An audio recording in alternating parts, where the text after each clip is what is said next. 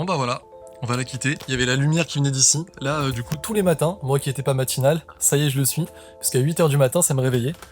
Donc, je quitte la yourte officiellement. Une yourte en Savoie. Je pense que ça se voit. Il y a les montagnes autour. Et c'était trop cool. En gros, j'ai passé 6 jours ici. 6 jours, seul.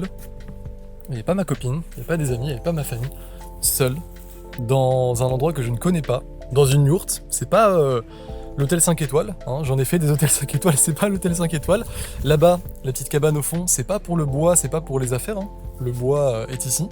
C'est la douche. Douche entre guillemets, parce que tu dois remplir des jerrycans que tu te verses dessus. Et les toilettes sèches. Et en fait, je suis venu ici en totale déconnexion. Je suis venu sans mon ordinateur. Je suis venu, de toute façon, il n'y a pas de wifi. Sans mon téléphone, je le laissais juste dans la voiture qui est garée juste ici. Là, je vais partir. Je le laissais dans la voiture le soir. J'allais juste le prendre pour dire à ma mère et à mon père tout va bien.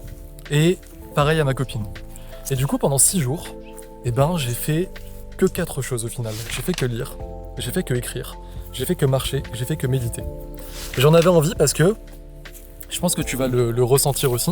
En tant qu'entrepreneur, on a une fast life. Vraiment, ça va vite.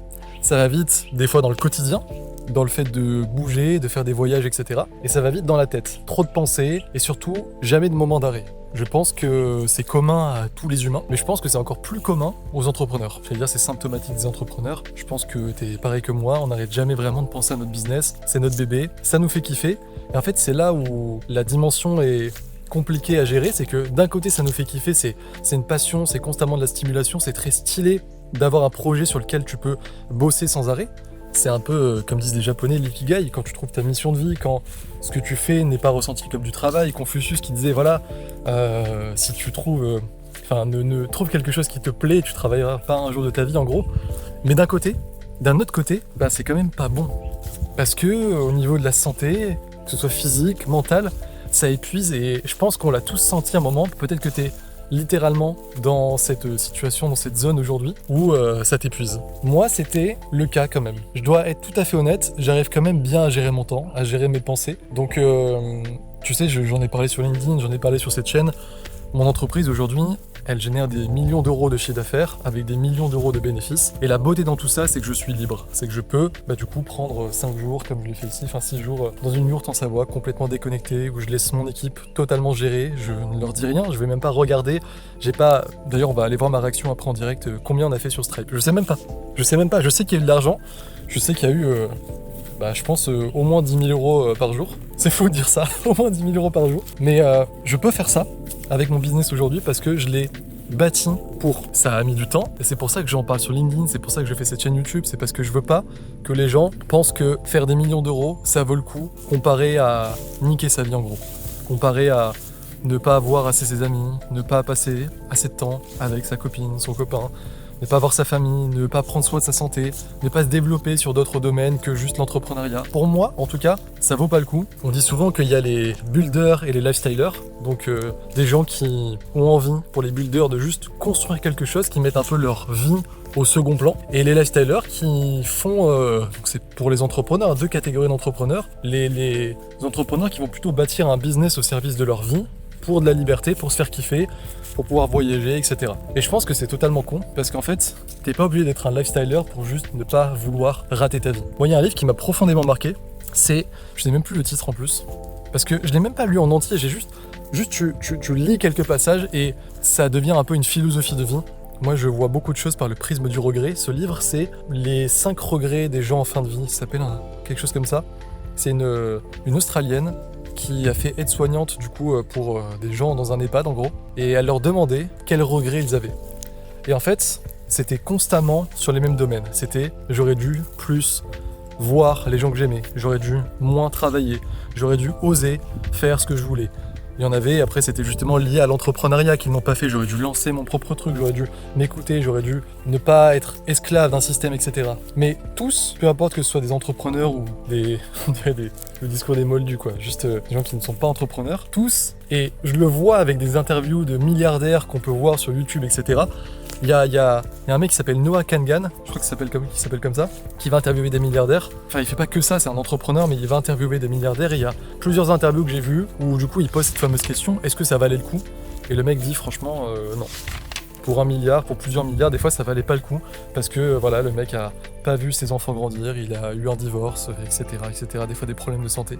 Et sincèrement, quand tu lis ce livre, quand tu vois ces interviews, quand tu te sondes toi-même et que tu te dis putain mais en fait, ok, faire de l'argent c'est important, et là j'ai des opportunités qui font que je peux bâtir quelque chose qui peut peut-être changer totalement ma vie, ensuite la vie de ma future famille, etc. Tu vois, moi c'est la position dans laquelle je suis aussi. Je fais tellement d'argent aujourd'hui que je peux, si je l'utilise bien, si je fais ça comme il faut, ben l'année prochaine ne plus jamais avoir besoin de travailler de ma vie. Plus jamais. Je vais continuer parce que Bill Gates, Elon Musk, etc. continuent, je me compare pas à eux. C'est juste pour dire que, tu le sais, on est entre entrepreneurs. Qu'est-ce qu'on va foutre d'un transat sur une plage de sable blanc aux Bahamas, à rien faire? Enfin, c'est un enfer. Là, je l'ai vu, j'ai littéralement rien fait pendant 6 jours. Ça fait pas vriller, justement. J'ai envie après de venir sur ce que m'a apporté cette yourte, mais c'est horrible. T'as pas envie de faire ça toute ta vie. Mais quand même si tu te dis j'ai ces opportunités, je fais de l'argent, etc., tu sais que rien ne vaut au final d'avoir des regrets. Et surtout que les regrets, c'est avec des choses que t'as pas pu faire et le temps passe. Le temps passe, file à jamais. Tu ne peux pas le récupérer. Les moments, les souvenirs que tu loupes, la santé des fois que tu détériores, les personnes qui sont proches de toi, que tu aimes, qui t'aiment, auxquelles tu n'as pas dit certaines choses parfois, que tu ne vas pas voir, avec lesquelles tu ne vas pas vivre assez de moments, etc. Tout ça, c'est impossible à rattraper. Et je pense sincèrement que vivre avec le regret ensuite de dire j'aurais pu faire différemment, alors que tu sais que tu aurais pu faire différemment, mais que tu ne l'as pas fait parce que, tu vois sur les réseaux, tu vois des gens qui font de l'argent, tu te dis faut que je fasse plus, t'es matrixé, t'arrives pas à t'écouter, t'essaies de t'écouter mais t'es dans cette FOMO en fait de toujours faire plus et de te dire non mais si j'arrête là c'est mort. C'est pour ça que je fais cette vidéo du coup. Parce que moi j'ai profondément peur de ça, je vois beaucoup de choses par le prisme du regret, je ne veux rien regretter, je veux avoir une belle vie, je voulais être millionnaire, je suis millionnaire aujourd'hui. Et je te dis pas ça parce que là j'ai eu le million, que j'ai charbonné à fond, que j'ai niqué toute ma vie et qu'aujourd'hui ça va, je prends les restes de ma vie et j'essaie de les remettre morceau par morceau. Je suis devenu millionnaire en kiffant ma vie. Je suis devenu millionnaire en voyant ma famille, en voyant mes amis, en ayant une copine. Ça fait plus de 3 ans que je suis avec elle. Je veux dire, je suis en super bonne santé. J'ai fait des analyses de sang poussées. Là, justement, j'ai reçu les résultats il y a 2-3 semaines. Donc là, j'ai 28 ans aujourd'hui. Mon âge biologique, c'est 18 ans. J'ai 10 ans de moins. Je suis en forme. Je fais du sport, j'ai une belle vie, franchement j'ai une belle vie et je suis très très reconnaissant de ça, mais je suis aussi reconnaissant du coup d'avoir eu cet état d'esprit de me dire attention, il faut pas que je sacrifie tout. Et donc c'est pour ça que je suis venu ici, parce que je pense que parfois c'est important d'avoir des rappels. Je suis venu ici pour 2 raisons, je suis venu ici parce que justement ces derniers temps, je faisais moins ce que je suis en train de te dire ici. Moi je veux pas dire des choses que je ne vis pas, je pense que c'est très hypocrite, j'ai pas envie d'être hypocrite. C'est pour ça que je te fais cette vidéo, c'est parce que c'est un message que j'aurais aimé entendre. À un moment, je l'ai entendu de plein de personnes, je l'ai lu, j'ai compris qu'il y avait des riches malheureux, j'ai pas voulu en être un. J'en suis pas un aujourd'hui. Je remercie ces gens qui ont croisé mon chemin, que ce soit virtuellement, physiquement, et du coup qui m'ont permis d'aujourd'hui être un millionnaire heureux et d'avoir une entreprise qui est au service de ma vie. Et du coup, c'est pour ça que je te fais cette vidéo. Et c'est pour ça que je suis venu dans la yourte, c'est parce que là, ces derniers temps, je commençais un peu trop à aller de l'autre côté, du côté sombre de la force. Désolé si je fais plein d'allers-retours, mais en vrai, on est en Savoie. Mais là, aujourd'hui, les 2 derniers jours, je suis resté dans la yourte, il pleuvait, c'était horrible. Et là, il fait un soleil magnifique et j'ai trop chaud sur le visage. Donc c'est quoi, on va un peu rester à l'ombre. Parce que du coup, ces derniers temps, il y a eu trop de choses qui se sont enchaînées. J'ai fait c'est tout bête, mais c'est anecdotique, j'ai fait un tournage de youtubeur. J'ai fait un vrai tournage avec, je suis habitué, on est tous habitués peut-être à Podspace si tu viens des fois à Paris. Encore le soleil qui me suit, c'est terrible. Big up James, si jamais tu regardes la vidéo, en plus il nous a demandé un copywriter là. Donc Podspace, voilà, je suis habitué au studio de podcast avec 2 caméras, 3 caméras, des micros, etc. Mais là, il y avait un ingé son, il y avait des gens qui captaient le son, la lumière, etc. C'était le studio de Mastu, tout simplement. enfin là où ils tournent certaines vidéos, là où des vidéos de youtubeurs sont tournées. Et tu vois, par exemple, là, il y avait cette date à Calais, le tournage avec des gens à faire venir, c'était à gérer, etc. Ça s'imbriquait dans des interviews que je devais faire sur Paris. Et puis, juste avant, j'avais dû beaucoup travailler sur la refonte. Et puis, pour m'aider sur la refonte, il y avait des recrutements à faire. Et puis, une fois que les recrutements sont faits, tu dois les suivre, parce que c'est pas le tout de juste recruter. La phase la plus importante, c'est d'onboarder. Et puis ensuite, il y avait un voyage, je revenais d'un voyage où il fallait que je aille voir quelqu'un. Et il y a eu aussi le séminaire. C'était du coup, putain c'est fou à dire, c'était la semaine dernière du coup. C'est la salle du temps ici. J'ai l'impression que j'ai vécu 3 mois. En 5 jours, en 6 jours. En fait, ouais, c'est il y a 2 semaines que je suis parti, une semaine après le séminaire. On a fait venir 80 personnes de toute la France au final, au total. Des élèves, des clients, des amis, etc. C'était incroyable. Donc c'était un séminaire pour les élèves de l'académie. On a loué une villa, cette fois c'était un château à Cannes. C'était magnifique, truc de fou pendant 4 jours. Soirée à la fin et tout. C'est mes moments préférés parce que ça me réaligne en plus. Je vois à quel point on change des vies avec l'académie, avec ce projet. J'ai l'amour des gens, je parle avec eux, on passe du bon temps, je vois aussi l'équipe et tout. C'était juste incroyable. Je vais aller dans la yourte, j'ai plein de chaud au visage. Donc c'était juste incroyable, mais c'était la goutte trop. La goutte d'eau, entre guillemets. C'est-à-dire que je pense que si je continuais vraiment comme ça, donc ça n'a pas été non plus énormément de temps, mais ça a été 3-4 mois de run, de rush, c'est quand même pas mal au final, vraiment intense, où tu bosses plus que d'habitude, où je bossais, ouais, je pense, pas tous les 3 mois, je sais pas, mais beaucoup de temps quand même, minimum 8-9 heures par jour, des fois avec du 10, 11, 12 heures. Et si jamais, ça c'est important, si jamais là tu te dis, ouais, ça va, c'est normal et tout, justement c'est pas normal d'avoir cette réaction. Parce que tu n'as pas envie de devoir bosser autant. Tu peux le faire si tu en as envie, si vraiment tu te sondes et que c'est ce que tu veux, parce que c'est ce qui te fait le plus kiffer, etc. Si c'est pas au détriment, j'estime, des choses qui sont avant tout comme la santé et les relations familiales, amicales, amoureuses, etc. Mais si t'as envie de le faire, tu peux le faire. Mais si t'es obligé de le faire, et moi j'étais quasiment obligé, ou du moins je pensais que j'étais obligé, je m'étais fourvoyé, je pensais que la performance venait de mettre plus, alors que la performance en fait c'est faire autant avec moins d'efforts, voire faire plus avec moins d'efforts. Et donc parce que je sentais que je mettais trop d'intensité, alors que moi de base, je vais pas dire que je suis un flemmard, c'est pas vrai, je connais très bien les moments où je dois bosser, que c'est des cycles, et je sais que si je dois y aller, si je dois envoyer, je vais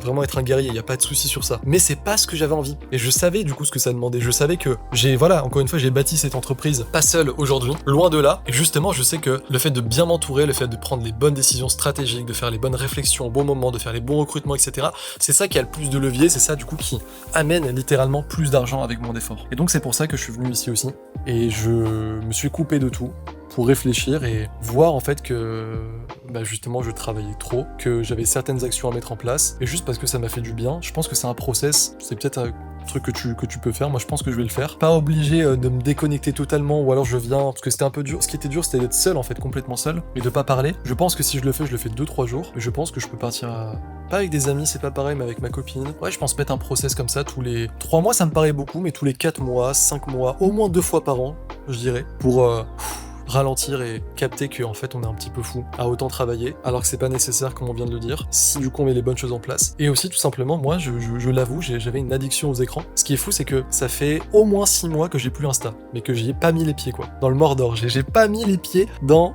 Instagram, vraiment pendant je pense plus de 6 mois, je pense 8 mois sincèrement, j'ai plus Instagram, voilà, j'ai plus Insta. Et en fait, on pourrait se dire, ouais, le mec est sage, il a plus les réseaux, etc. Mais YouTube, c'est de la merde. Parce que YouTube, le soir, quand justement j'ai trop bossé, quand là je suis dans cette zone, c'est une mauvaise zone, du coup je me fourvoie où j'ai dit que je travaillais trop, après t'as envie de poser ton cerveau et donc tu fais YouTube. Et en fait YouTube, il y a YouTube Shorts, et donc tu fais littéralement comme TikTok, comme Instagram. Et même si des fois je le fais pas, mais je le faisais très souvent pour être honnête, je jonglais quand même de vidéo en vidéo.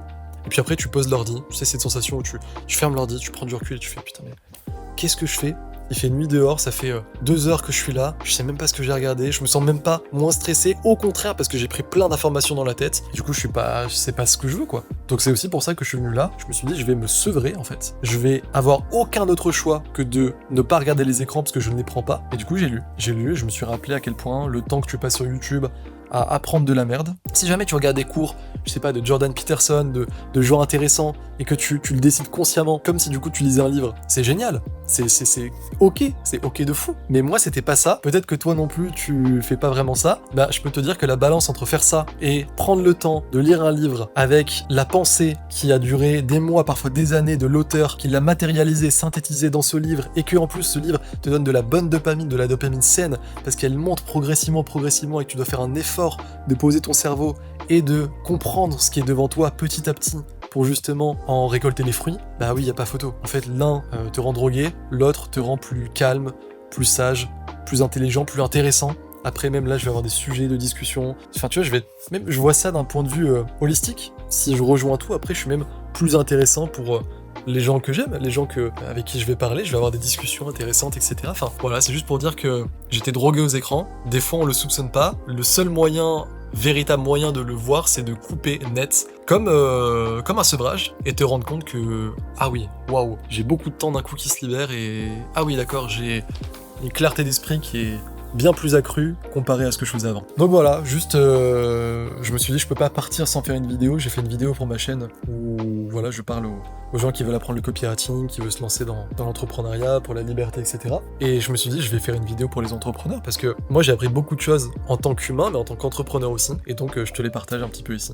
Donc si jamais cette vidéo peut te faire un petit tilt dans la tête de, premièrement, faire attention à gérer ta vie pour ne pas avoir de regrets. Qui suis-je pour te dire de comment gérer ta vie? Juste, je pense que c'est assez humainement accepté, on veut pas avoir de regrets. Et quand on regarde encore une fois des gens qui ont balisé le chemin pour nous, que ce soit des gens qui ont atteint des stades bien supérieurs à nous, comme des milliardaires, et qu'eux ont des regrets, ou alors que tu vois plein de gens qui parlent aussi de leurs regrets, tu dis que bon, peut-être que humainement, des fois, on fait un peu des choix cons, et donc c'est comme lire un livre, c'est prendre la sagesse de quelqu'un qui a fait l'erreur pour ne pas la commettre. C'est pour ça qu'il y a cette vidéo, parce que je pense que c'est un message important à passer. Et puis après, juste pour te dire que voilà, je pense qu'on travaille trop, je pense qu'on est trop sur les écrans. Et encore une fois, ça veut pas dire qu'il faut tout arrêter. Au contraire, vraiment au contraire, c'est un bonheur, une joie, une gratitude infinie pour moi d'avoir ce projet, d'avoir quelque chose sur lequel je peux être stimulé intellectuellement, où je le fais en équipe aujourd'hui, où je m'amuse, où j'ai des amis dans le bateau, c'est mon équipage, etc. La vie, c'est One Piece. Je suis trop content et j'ai le sens de fou. J'ai trouvé mon Ikigai. Comment je pourrais me plaindre? J'ai trouvé mon Ikigai. Je gagne de l'argent avec ça, je fais du bien à la société, je m'amuse. Et je sais plus le reste, ce que c'est. Enfin, il y en a un quatrième. Mais ça coche toutes les cases pour moi. Donc bien sûr que je vais pas m'arrêter. C'est littéralement comme avoir trouvé le Graal et dire non, bah en fait, je le veux pas. Mais le Graal ne devrait pas empiéter sur la vie en général. Parce que la vie, du coup, c'est pas juste mon projet.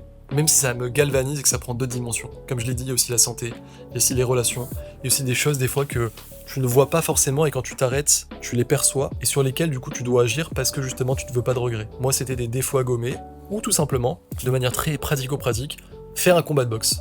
Je devais le faire cette année.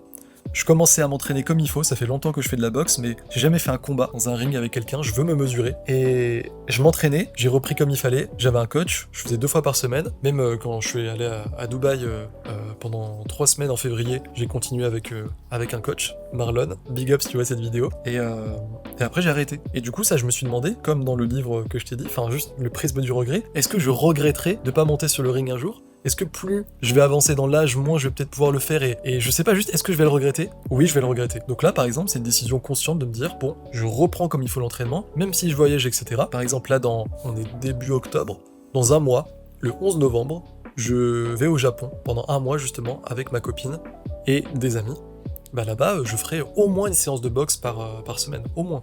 Je pense que je vais en faire 2, mais je vais faire au moins une séance de boxe, même si on bouge, etc. Je vais être discipliné et ne pas arrêter, parce que je veux pas reproduire l'erreur qui va du coup me faire arrêter un projet que je regretterai par la suite. Donc voilà, c'est ce que la yourte m'a apporté, c'est ce que me réveiller à 8h m'a apporté. Je suis venu ici aussi pour reprendre un rythme, même si là, tu vois, c'est tout bête, mais j'ai compris que c'était pas bien ce que je faisais. C'est hyper con ce que je vais dire, mais comme j'étais en bonne santé, que je mange bien, que je m'entraîne bien, que je dors quand même mes 8 heures quoi qu'il arrive, je me disais même si je me couche à 3h du mat, et puis des fois 4h, et puis après 2h, et que j'ai pas de rythme circadien du coup, pas de rythme, c'était ok. En fait, c'est pas ok. Donc du coup, j'ai travaillé sur ça, j'ai changé mon identité, et là, avec le séminaire, j'étais un peu redécalé. Voilà, je fais minuit 8h. C'est parfait, minuit 9h maximum, je vais le garder. Et en fait, ce qui est génial quand tu fais ce genre de choses, c'est que t'as plein de aha moments comme ça, sur lesquels tu vois des défauts que tu aimerais corriger, gommer, des choses que tu aimerais améliorer, des choses qui sont bonnes pour toi, que tu aimerais continuer. Tu te rends compte en fait de l'essentiel, tu te rends compte que la vie c'est pas juste bosser, tu te rends compte que t'as énormément de chance, on a énormément de chance d'avoir un projet qui nous galvanise, mais qu'il faut construire notre vie autour. et que c'est... Enfin, justement, plutôt l'inverse, que c'est ce projet qui doit s'imbriquer autour de notre vie et pas notre vie qui doit graviter autour. Et du coup, je t'invite à le faire si tu en ressens le besoin et si jamais cette vidéo a pu être un raccourci, comme un livre que j'ai pu lire, avec quelques aha moments qui t'ont été donnés au lieu que tu passes 5 jours seul et dans le froid parce que putain, 7 degrés le matin, c'est pas chaud ici. C'est pour ça que je comprends pas, là, le soleil, je crame. Bon bah bref, s'il y a eu ça, j'aurais été content. Je suis content. Et puis voilà, je vais rentrer moi. J'ai de la route. Je te souhaite une belle vie. Et si jamais, petit call to action, je suis copywriter quand même, si jamais, parce que vraiment, sincèrement, je pense en tant que conseiller numéro 1 de confiance, tout ça, surtout là, en parlant entrepreneur, si tu veux avoir ça, si tu veux avoir cette belle vie, qui du coup te permet tout, il faut recruter. Il faut avoir des gens qui gèrent des choses pour toi. Moi aujourd'hui, on est 40 dans l'équipe, et je te le dis, tu peux pas faire ça sans une de tes pièces maîtresses à un moment, qui est quelqu'un qui gère le marketing pour toi. Et donc, si tu fais 10 000 à 100 000 euros, on a des copywriters d'exception, on peut te mener des tests, tu peux venir cliquer sur le lien en description pour voir et avoir un copywriter stratégiste. J'insiste, c'est pas du tout juste un copywriter, sinon autant aller sur ChatGPT. Mais tu peux du coup avoir quelqu'un qu'on a formé. En plus, la refonte fait que maintenant, les personnes sont obligées d'avoir passé niveau 1, niveau 2. Le niveau 2, en fait, c'est le top 1% du marché. De sortir avec une certification, ils ont un examen à passer pour niveau 1, pour niveau 2. Ça change la donne. Déjà qu'on avait de l'excellence avant. Non, justement, on avait du très bon, maintenant on a de l'excellence. Tu peux avoir ça. Et si tu fais plus de 100 000 euros par mois, on a même formé, on est en train du coup d'ouvrir un nouveau programme, un programme passerelle pour nos copywriters stratégistes, pour devenir CMO, chef marketing, chief marketing operator ou officer, je sais plus. Et en gros, faire comme mon associé, Ethan, et tu peux avoir ton propre associé dans la structure et quelqu'un qui, même peut-être sur le recrutement, sur plein de choses, c'est... Voilà, si jamais il y a le lien en description, il y aura un formulaire. Si on n'a pas encore mis ça en place, qu'il n'y a pas encore le site, formulaire, etc., je t'aurais mis le lien de mon copy chief qui justement supervisera la mission et qui est également chef de projet. Il s'appelle Lucien, il y aura son numéro et sinon il y a le lien et tu peux regarder selon les formulaires, selon ta situation. En tout cas, je pense sincèrement que l'une des premières étapes à faire si tu as envie de cette vie, c'est de déléguer aux bonnes personnes. Je sais que j'ai les bonnes personnes pour le marketing, la stratégie, le copywriting pour ton entreprise. Je t'invite à cliquer si jamais le cœur t'en dit. Et comme je te l'ai dit, je te souhaite une excellente vie et fais attention à pas avoir de regrets. Ah et au fait, parce que je t'ai fait l'open loop mais je l'ai pas refermé, je t'avais dit que je te montrerai combien on a généré, du coup combien on a encaissé directement sur le Stripe, donc que par carte bancaire, ça compte pas les virements qu'on peut avoir et par Alma, donc en vérité c'est plus, mais du coup je te montre sur le Stripe, je te montre même là, du coup c'est en train d'être mis ou ici, bon je vais me décaler, tu vois, je te montre bien que c'est le 6, parce que j'ai envie de tout prouver, et je te montre même du coup que c'est le 6 parce que j'ai loué la nuit d'hôtel, donc comme tu peux voir sur le calendrier, c'est Grand Hôtel, c'est bien ça, Grand Hôtel, et donc le 6, pendant 6 jours, on a encaissé plus de 90 000 euros. En vérité, du coup, avec les virements et Alma, plus de 100 000 euros. Et je sais que c'est dingue à dire, ça fait du coup près de 20 000 euros par jour, mais c'est ce qui peut se passer, même quand tu es déconnecté, si tu as une bonne équipe et un bon système marketing derrière. De mon côté, je te laisse. Je pense que j'ai bien mérité de pouvoir manger un burger, et je n'y crois toujours pas. C'est presque trop, c'est trop de luxe. Un lit, un vrai, pas juste un matelas posé. En vrai, ça faisait rien. Mais un truc qui va être plutôt cool, c'est, j'avoue, la douche. Une vraie douche, c'est pas mal. Je te souhaite une excellente journée, une excellente soirée, selon le moment où tu regardes ça. Et si c'est cette vidéo qui est à la fin, rappelle-toi, tu peux cliquer sur le lien en description pour voir comment on peut t'apporter un copywriter stratégiste ou carrément un chef marketing pour que tu puisses vaquer à tes occupations et encaisser v'là la moula.